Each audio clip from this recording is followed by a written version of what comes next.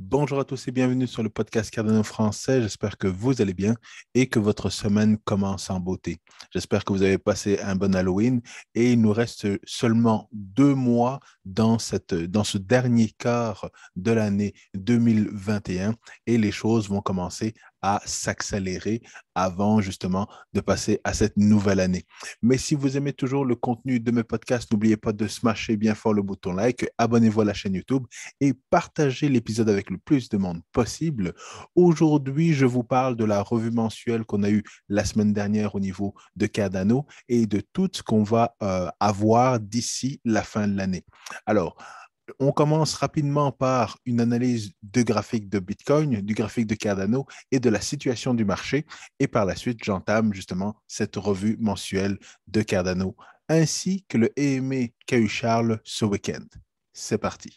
Alors, on le voit, le marché est un peu plus stable. On voit justement que, il y a un peu plus de vert, un peu plus de stabilité et ça nous encourage fortement. Mais ce qui fait un petit peu peur, c'est évidemment Solana qui se rapproche rapidement de Cardano. Et j'entends déjà les grands fans de Solana qui vont être très ravis de flipper Cardano. Ça va arriver. Et même si ça arrive, personnellement, je ne suis pas inquiet. Comme Charles l'a dit dans son aimé, si vous regardez justement à chaque mois dans les dernières années, eh bien, il y a des coins qui arrivent dans le top 10, d'autres qui descendent du top 10 et tout ça. En 2020, je vous le disais la semaine dernière, Harvey était arrivé dans le top 10 parce qu'il y avait une grosse tendance au niveau du DeFi. Eh bien, actuellement, on voit que Solana a son heure de gloire. Donc, tant mieux s'ils arrivent dans le top 5. Je sais que ce qui va arriver dans les mois, dans les prochains mois qui vont passer, vont ramener une vague d'intérêt au niveau de Cardano avec tous les projets qui vont arriver. Donc c'est ça. On voit que Cardano continue de se stabiliser aux alentours de 2 dollars et tout ça, mais regardons en détail le graphique de Bitcoin. Du côté de Bitcoin, c'est quand même intéressant parce qu'il continue de stabiliser au-dessus de 60 000 dollars. On voit qu'il y a un gros support au niveau de 60 000. On est passé un petit peu en dessous il y a quelques jours, mais on est très rapidement remonté et là, on est tranquille, on se stabilise et probablement qu'on va rester encore comme ça quelques jours probablement, mais on sait que très rapidement, ça va repartir à la hausse parce que le quatrième quart des années suivant le halvening, eh bien, ce sont des très bonnes années pour Bitcoin. Donc, il faut qu'on se dise que très rapidement, ça va repartir à la hausse. Donc, je ne m'inquiète pas. Je ne m'inquiète vraiment pas pour ça. Alors, au niveau de Cardano, on voit ici qu'on avait dans le fond un triangle symétrique. Et généralement, un triangle symétrique, ben, c'est de bon augure pour aller vers le haut. Seulement avec ce que Bitcoin nous a joué, avec la correction que Bitcoin nous a joué la semaine dernière, eh bien, malheureusement, ben, ça a baissé. Et là, on est en train de voir probablement un ascending triangle qui est en train de peut-être se placer. Il faut continuer à l'observer, mais on voit que dans le fond, on voit qu'on a la diagonale qui a joué le rôle de support et que probablement qu'on est en train de remonter tranquillement la diagonale et se préparer un ascending triangle qui est extrêmement bullish pour Cardano. Donc, si Cardano se stabilise et continue de monter tranquillement d'ici ce qui va se passer au mois de novembre. Et probablement qu'au mois de novembre, on va avoir la sortie du Plutus Application Backend qui va permettre, dans le fond, aux différents projets d'utiliser les contrats intelligents et de sortir leur propre projet. Donc, si on a cet ascending triangle qui est en train de se former, plus la sortie du PAB, du Plutus Application Backend, et de certains projets, dans le fond, qui sortent au courant du mois de novembre, début décembre, eh bien, ça va être vraiment bullish. On risque de monter tranquillement et après ça, d'avoir ce catalyste qui va faire monter le prix de Cardano. C'est ce que j'anticipe en tout cas. On va voir avec le momentum jusqu'où on va pouvoir monter. Et comme le bull run va se prolonger en 2022, eh bien, c'est probablement début 2022 qu'on devrait atteindre les différentes prédictions et la fin du bull run. Mais si vous êtes intéressé par le trading, que vous voulez être en mesure de voir les graphes, d'analyser les graphes, de voir les différentes tendances et de cibler les opportunités d'achat et de vente, eh bien, je vous conseille encore une fois la formation sur le site cryptoformation.ca. Vous avez la formation de trading juste ici qui va vous permettre justement d'anticiper, de voir les tendances et de repérer encore une fois les bonnes opportunités. Vous avez juste à taper le mot podcast Cardano 10 pour avoir un rabais ou une réduction sur la formation.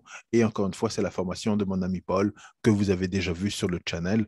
Je vous le conseille fortement si vous êtes intéressé à trader, à placer vos billes au bon moment, retirer au bon moment parce que justement, cette dernière partie d'année et le début de l'année 2021 risquent d'être des moments très excitants. Donc, n'attendez pas d'arriver au moment de la FOMO pour entrer puis commencer à apprendre. Il faut apprendre avant que la FOMO commence à s'installer.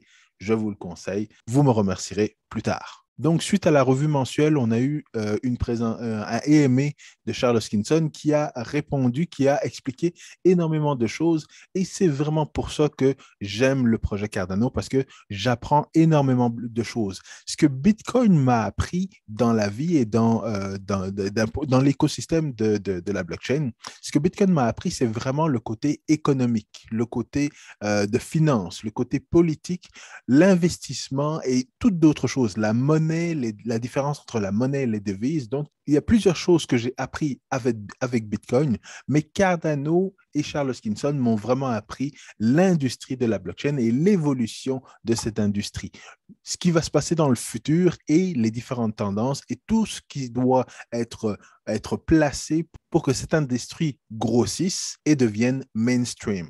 Et donc, dans son AMA, ce qui était intéressant, c'est qu'il a parlé notamment du metaverse et du changement de Facebook, dont vous avez entendu que Facebook change son nom pour Meta, entre autres Metaverse. Et c'est ce qu'il explique, c'est la direction qui est utilisée pour aller vers le Web 3.0. Et c'est très intéressant parce que j'en parlais justement du Web 3.0 dans une de mes conférences et dans une vidéo que j'ai mise sur tout ce qu'on a besoin pour aller vers ce Web 3.0, pour intégrer la blockchain et pour que ce soit, encore une fois, un web qui soit open source, qui soit libre et pas un web qui soit contrôlé par Google, Facebook, Twitter et les géants de ce monde. On ne veut pas que ce soit un web qui soit permissif, on veut que ce soit un web qui soit permissionless et qui ne soit pas contrôlé ni par des industries privées, ni par le gouvernement. On veut que ce soit justement un web open source collaboratif.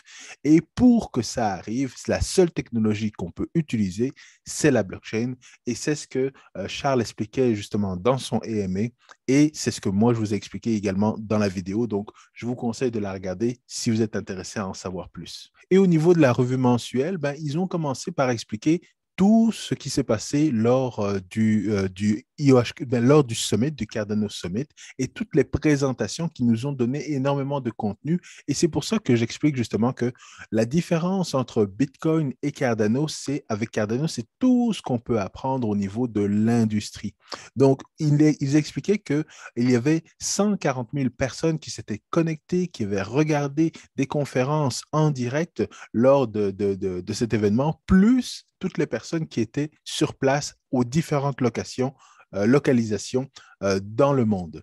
Donc, avoir un si gros nombre de personnes qui faisant partie de la communauté démontre bien que nous sommes loin d'être une ghost chain et que nous sommes loin juste d'être une blockchain d'identité ou un culte. C'est vraiment un grand nombre de personnes qui veulent en apprendre plus, qui veulent faire évoluer cette industrie et c'est vraiment extraordinaire. Parce que quand on regarde au niveau de Cryptoland, tout ce qui se dit et le bruit qui ressort de la blockchain Cardano, eh bien, si on fait fi de ce bruit et qu'on reste focus, on apprend énormément de choses. Et même si le prix n'est pas au rendez-vous, juste d'un point de vue intellectuel, eh bien, ça fait vraiment une différence. Mais c'est sûr que tout n'est pas parfait au niveau de Cardano. Euh, un simple exemple, c'est que tout le monde ne peut pas sortir ou gérer un stake pool. Alors, il faut utiliser des command lines, il faut justement utiliser des scripts et faire une grosse gymnastique très techno, très technique pour pouvoir gérer un stake pool. Et donc, il y a des choses comme ça qui doivent être améliorées. Avoir un nœud, c'est facile. On peut télécharger Daedalus, on peut l'installer, avoir le nœud, avoir notre wallet, mais après ça, être en mesure de lancer son stake pool, c'est un petit peu plus compliqué et ce n'est pas à la portée de monsieur et madame tout le monde. Mais encore une fois, tout ce qu'on voit et tout ce dont on entend parler à Cryptoland au niveau de Cardano, c'est juste le sommet de l'iceberg. Il y a énormément de monde qui continue de travailler, qui font évoluer les choses au niveau de Cardano, mais quand on regarde les différents traders, les différents haters, les gens qui sont impatients, eh bien, c'est eux qui font le plus du bruit dans l'écosystème. Mais vous, la communauté francophone et la communauté de Cardano, nous restons focusés parce que, encore une fois, il y a énormément de gens qui travaillent et on est capable de le voir sur Facebook, on est capable de le voir sur les réseaux sociaux parce que moi, personnellement, je suis connecté à toutes les personnes qui travaillent chez Cardano, de Charles Hoskinson à Tamara Hazen, sa chief of staff, et toutes les autres personnes qui ont un rôle clé dans le projet Cardano et qui travaillent chez UHK. Je suis ami avec eux sur Facebook, sur Twitter, sur LinkedIn, donc je vois tout ce qui se fait en direct et je n'ai pas besoin de lire un article ou de demander à quelqu'un ce qui se passe parce que je suis connecté partout, je suis le projet à la minute. Et c'est la même chose pour les SPO, c'est la même chose pour les différents projets. Donc, toutes ces personnes qui travaillent dans la communauté, qui participent à Catalyst et tout ça, eh bien, toutes ces personnes-là vont justement à un moment donné livrer la marchandise. Et c'est là que Cryptoland va retrouver de l'intérêt pour Cardano. C'est là que les investisseurs vont revenir, que les traders vont revenir et que tout le monde va dire que oui, Cardano, c'est un projet qui n'est pas juste académique. Mais c'est sûr que pour l'instant, il y a encore cette phase d'Alonso qui doit se terminer parce qu'il y a encore du travail à faire, notamment justement avec les contrats intelligents et la sortie du Plutus Application Backend qui devrait arriver d'ici dans le courant du mois de novembre. Une fois que le Plutus Application Backend sort, à ce moment-là, ben, les différents projets vont pouvoir intégrer les contrats intelligents qu'ils ont développés, qu'ils ont testés, et l'intégrer pour qu'ils soient en mesure de communiquer avec avec le wallet, le nœud, et ainsi de suite. Donc, c'est vraiment cette pièce maîtresse qui était très importante pour que les différents projets comme Occam Finance, comme SundaySwap et les autres soient en mesure de déployer leurs projets, de déployer leurs contrats intelligents sur le main chain. Actuellement, il y a quelques contrats intelligents sur le main chain, mais rien de concret ou rien qui puisse être vu par la communauté, utilisé par Cryptoland et pour démontrer dans le fond tout le travail et toutes les opportunités de la blockchain Cardano. Et donc, quand on regarde en détail, on voit évidemment qu'il y a une partie off-chain et il y a une partie on-chain. Donc, il y a différentes choses qui vont rouler lorsque les applications vont être déployées sur la blockchain Cardano. On va avoir le Plutus Application qui est la partie, dans le fond, le contrat intelligent qui est connecté à l'application. Et cette partie de contrat intelligent va générer des transactions qui vont être par la suite traduites en Plutus Core. Donc, ils vont être en lien avec le contrat intelligent qui se trouve on-chain, qui va être exécuté sur la blockchain Cardano. Parce que là, vous allez avoir un nœud qui va commencer justement à interagir, le nœud va interagir avec le ledger, il va aller chercher une interface pour pouvoir se connecter à la blockchain Cardano, aller chercher l'information et par la suite exécuter le contrat intelligent. Donc, toute cette partie-là on-chain doit encore être réalisée, doit encore être finalisée parce qu'il y a l'application Plutus qui va parler, qui va générer des transactions, qui va envoyer le contrat intelligent on-chain. Par la suite, il va y avoir du développement qui se fait au niveau du Bluetooth Interface to Ledger, donc cette partie de code qui va permettre d'interagir avec la blockchain Cardano, d'aller chercher les informations. Et actuellement, il y a déjà des librairies que les projets utilisent pour développer leur contrat intelligent pour la partie off-chain. Parce qu'il y a beaucoup d'exécutions qui vont se passer off-chain et cette exécution-là n'a pas besoin de se passer sur la blockchain Cardano. Mais il faut avoir justement ce PAB, ce Bluetooth Application Backend, pour être en mesure de dialoguer et d'échanger avec les différents wallets. Les wallets qui communiquent avec les nœuds et qui, par la suite, permettent de parler directement à la blockchain et d'exécuter les différents contrats intelligents. Donc, on voit que cette architecture technologique, cette architecture de la blockchain Cardano avec les contrats intelligents est encore en train de se développer et c'est ça qui doit obligatoirement sortir d'ici la fin du mois parce que une fois que ça c'est disponible, eh bien, tous les projets vont pouvoir jouer avec et déployer le tout au niveau sur le mainnet. Actuellement, les projets sont en mesure de tout tester au niveau du testnet. Donc, ils sont en mesure d'interagir avec le Bluetooth Application Backend, de voir comment ça réagit et de faire tous leurs tests. Ce qui est important de préciser, c'est que les projets pourraient déployer et sortir leurs différents projets, les différents contrats intelligents sur la blockchain Cardano. Ils pourraient le faire actuellement. Seulement, ils ne le font pas parce que cette partie, le Bluetooth Application Backend, n'est pas disponible. Et ils pourraient eux-mêmes manuellement générer des transactions, communiquer avec le wallet backend et ainsi de suite, mais ils ne le font pas parce que ça comporte quand même des risques. Et donc, autant laisser IOHK travailler là-dessus et que les différents projets se concentrent sur ce qu'ils doivent faire. Autant qu'ils se concentrent sur le code, sur les contrats intelligents, s'assurer que leur application communique bien justement avec le contrat intelligent on-chain, off-chain et ainsi de suite. Et donc, laisser le développement du Bluetooth Application Backend, des différentes librairies, des différentes fonctionnalités qui vont être utilisées par les différents projets, autant laisser cette partie à IOHK pour que ce soit fait, pour que ce soit bien fait et que eux se concentrent dans le fond sur leur business. C'est la raison pour laquelle il n'y a pas vraiment beaucoup de projets qui se sont lancés, un peu comme les NFT, qui se sont lancés pour sortir leur application, leur DApp et directement démontrer le potentiel de la blockchain Cardano. Parce que sortir une application comme Occam Finance ou comme Ardano, c'est différent que de sortir justement un NFT.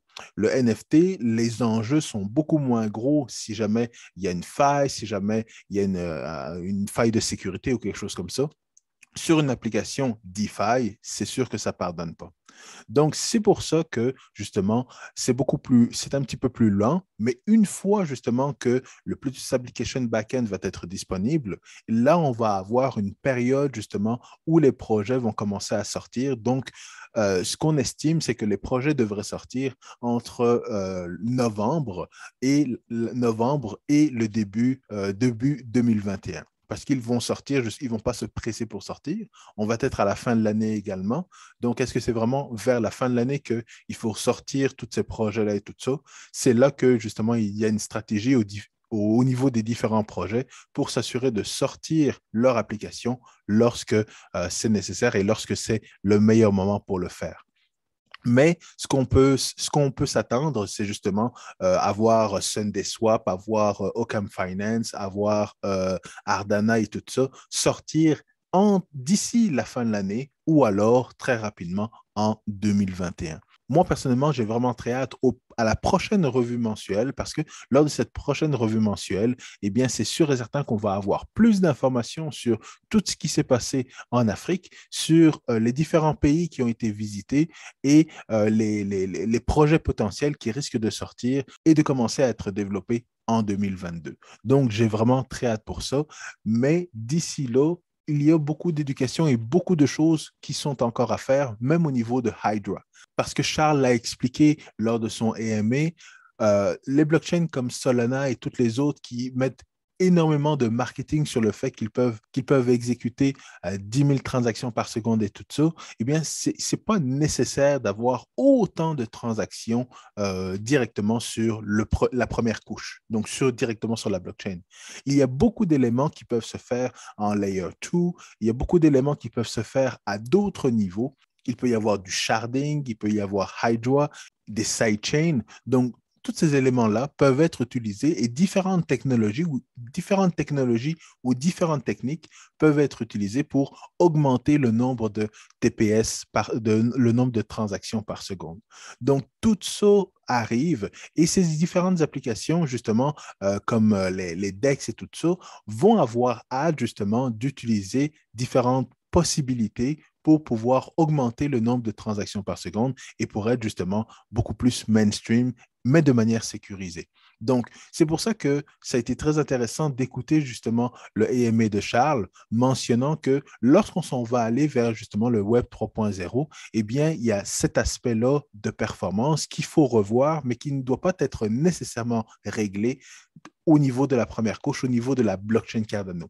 Ça peut être justement des couches supérieures qui peuvent être utilisées pour justement répondre à des besoins de Facebook, du gouvernement, de la bourse et d'autres justement legacy systems qui vont vouloir interagir, qui vont vouloir communiquer justement avec la technologie blockchain et pas juste avec une blockchain qui fait 10 000 transactions par seconde, mais avec une blockchain qui peut garantir justement le bon nombre de transactions par seconde de manière sécuritaire et avec une architecture on-chain, off-chain pour justement que toute l'exécution ne se passe pas au niveau de la blockchain, c'est inutile, mais qu'il y ait une bonne partie de l'exécution qui se passe off-chain, donc sur le serveur, pour garder une bonne performance au niveau de l'application.